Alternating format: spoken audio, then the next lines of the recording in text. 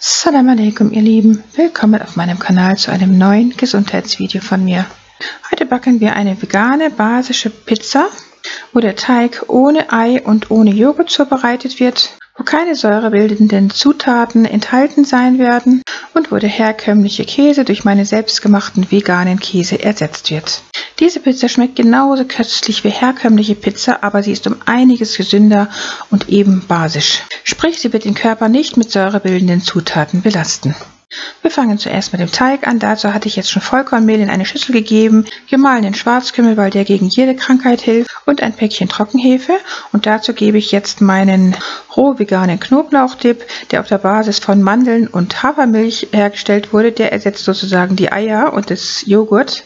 Mein Video dazu verlinke ich euch hier oben nochmal in Schala, und dann würzen wir mit der Himalaya-Salzsohle, also mit der Natursalzsohle, nach Geschmack eben, geben etwas von dem destillierten Wasser hinzu, so viel wie man eben braucht, immer wieder nach und nach, bis eben ein geschmeidiger Teig daraus entsteht, den man hinterher dann gut mit der Hand durchkneten kann. Man kann ihn aber auch einfach nur mit dem Löffel immer wieder so durchkneten, wie wir das hier jetzt gemacht haben. Und dann habe ich ein Handtuch drüber gegeben und den erstmal hochgehen lassen, einfach in die Sonne gestellt. Und sobald er dann etwas hochgegangen war, einfach nochmal mit dem Löffel durchgeknetet, und dann habe ich den Teig erstmal zur Seite gestellt und mich jetzt der Tomatensauce zugewendet. Dazu wie immer geschmacksneutrales Kokosfett in die Pfanne gegeben, eine gehackte Zwiebel dazu, und die wird eine Weile lang angebraten, solange bis sie anfängt etwas braun zu werden, bevor wir dann die Gewürze hinzugeben werden. Hier haben wir jetzt dieses Green Onion Gewürz, das ist ein Knoblauch, Zwiebel, Kräuter, Meersalzgewürz. Dann kommt Thymian hinzu, Oregano doppelt so viel etwa davon, Basilikum, dann dieses Turmeric, also Kurkuma, das gebe ich einfach immer dazu, weil es so gesund ist. Dann frisch geschlossenen Pfeffer, den brauchen wir für das Kurkuma, Himalaya-Salz, Paprika und Bio-Gemüsebrühe. Das ist alles, was ich jetzt für meine Tomatensauce hier verwendet habe. Ich habe jetzt eine größere Menge von der Tomatensauce auch hergestellt. Einen Teil davon habe ich dann später auch eingefroren. Dann braten wir kurz die Gewürze jetzt hier an, damit sie ihr Aroma entfalten können, und geben dann die gehäuteten Tomaten hinzu, spülen nochmal die Schüssel aus. Also ich habe hier jetzt eine größere Menge verwendet, wie gesagt. Dann habe ich ein ganzes Päckchen Tomatenmark hinzugegeben.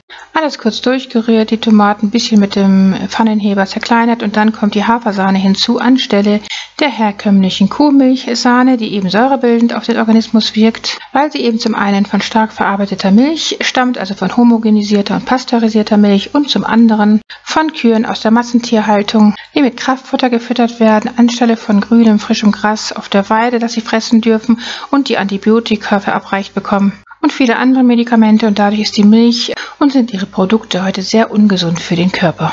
Das Ganze haben wir jetzt, wie wir gesehen haben, mit dem Pürierstab püriert, und dann lassen wir die fertige Tomatensauce noch einige Minuten auf kleiner Flamme vor sich hin köcheln, etwa 5 bis 10 Minuten. In der Zwischenzeit werden wir jetzt den Pizzaboden zubereiten. Dazu geben wir etwas geschmacksneutrales Kokosfett hier auf dieses Backpapier, auf dem Backblech, einfach zur Sicherheit, dass eben der Teig hinterher nicht festkleben wird, auch wenn es normalerweise auf Backpapier nicht passieren kann. Und dann wird die ganze Form mit dem Teig hier ausgefüllt, wie wir das jetzt sehen, und dann kommt auch schon die fertige Tomatensauce obendrauf, indem ich ein paar Schöpflöffel von dieser leckeren Tomatensauce auf dem Teig hier gleichmäßig glatt gestrichen habe. Und diese Tomatensauce schmeckt genauso herrlich wie herkömmliche Tomatensauce, trotz der Hafersahne, die darin enthalten ist. Und wie einfach man diese gesunde Hafersahne herstellen kann, das hatte ich euch ja schon in dem Video zu meinem roh veganen Knoblauchdip gezeigt. Das Video dazu verlinke ich euch hier oben nochmal in Schala. Wie wir gesehen haben, haben wir jetzt eine in Scheiben geschnittene Zwiebel gleichmäßig auf dem Pizzaboden verteilt, und jetzt kommt das restliche Gemüse oben drauf. Dazu nimmt man vorzugsweise so ganz klein geschnittenes Gemüse, wie wir das jetzt hier sehen, damit es auch wirklich in der Zeit, wo die Pizza im Ofen ist, auch wirklich gar wird. Dieses Gemüse hatte ich gefroren gekauft, man kann es aber auch selber so klein schnibbeln, wie diese rote Paprika hier, die ich dann noch hinzugegeben habe, die ich vorher allerdings auch schon gefroren hatte. An Gemüse kann man da wirklich nehmen, was man gerne möchte, da sind der Fantasie keine Grenzen gesetzt. Und jetzt kommt der vegane Käse, den ich auch gefroren hatte vorher. Mein Video dazu, das werde ich euch hier oben nochmal verlinken. Dieser gesunde vegane Käse ist auf Basis von Haferflocken und Süßkartoffeln entstanden.